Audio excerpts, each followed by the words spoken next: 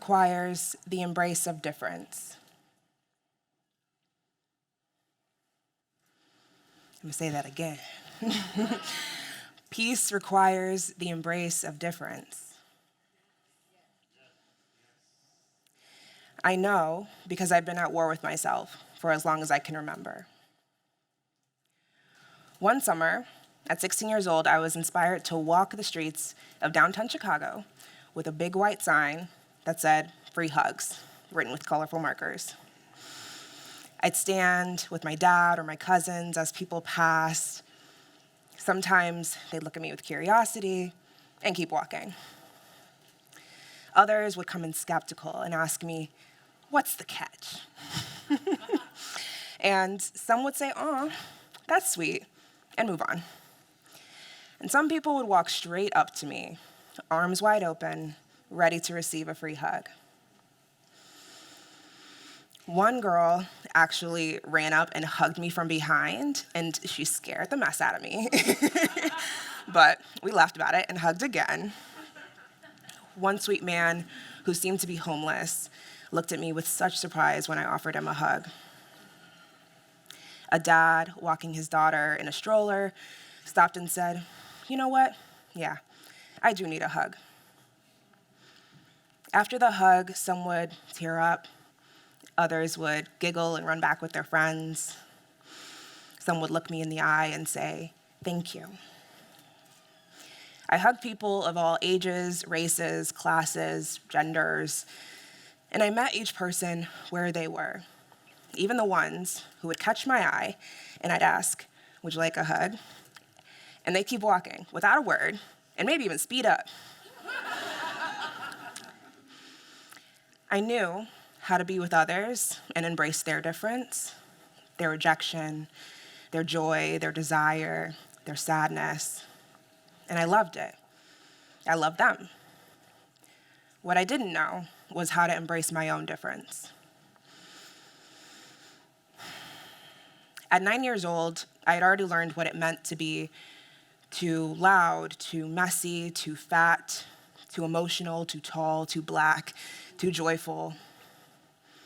It meant people might not like me, that I might get yelled at or get in trouble, that I'd lose opportunities to play with my friends.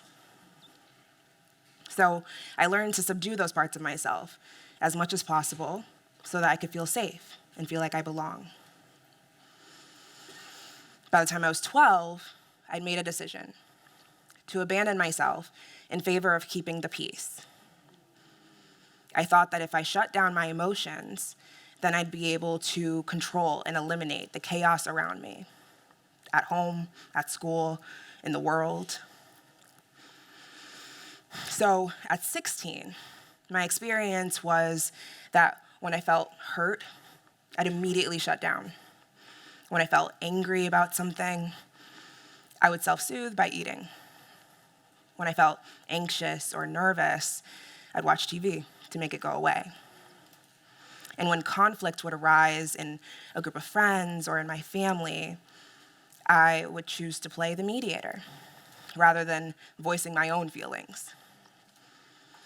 These were my strategies for maintaining what I thought was peace.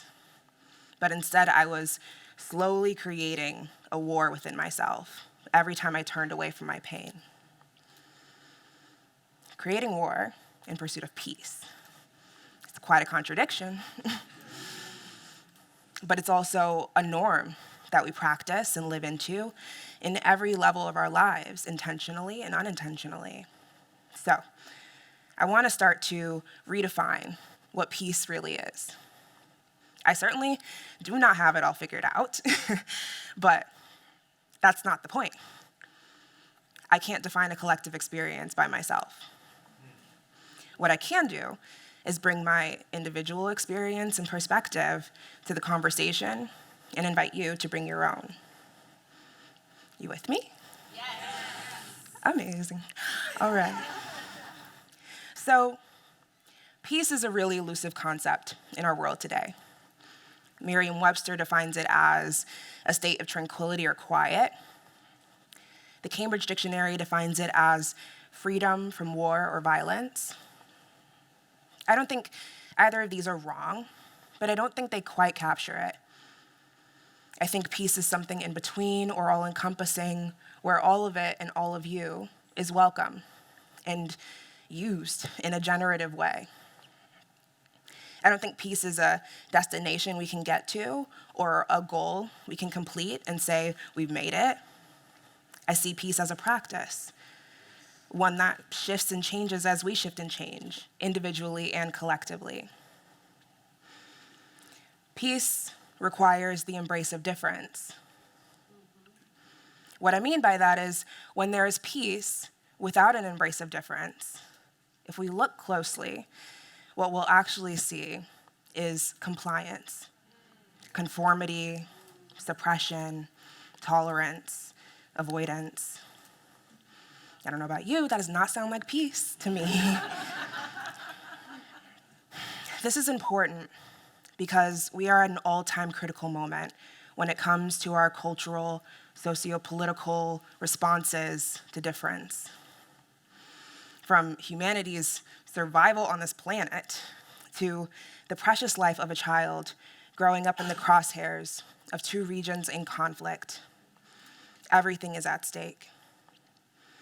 And while some of the most pressing issues we humans are facing are far too big and vast for me alone to immediately change, I have influence, and so do you. At the root of that influence is my relationship with myself and your relationship with yourself. This overflows into everything we do and create, including the systems and cultures we participate in. So you and I, right here, is where collective change begins.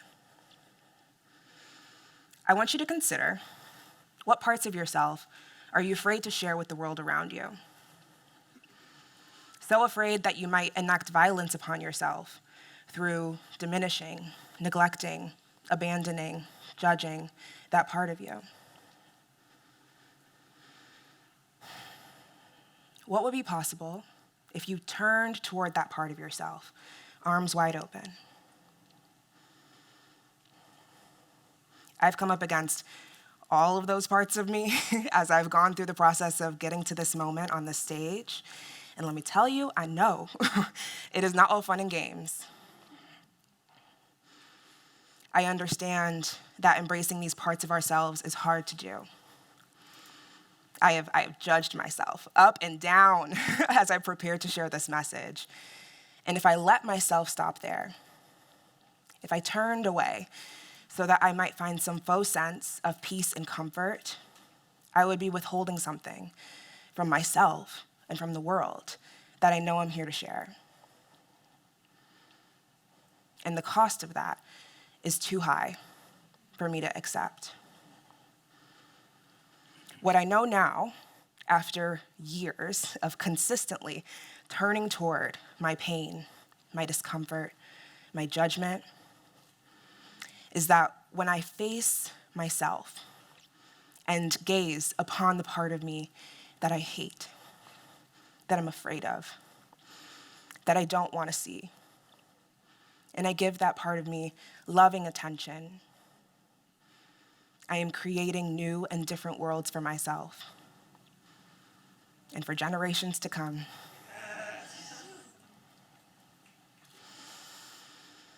The worlds that I'm creating, a world where I can hold the differences between you and me without needing either one of us to change or go away,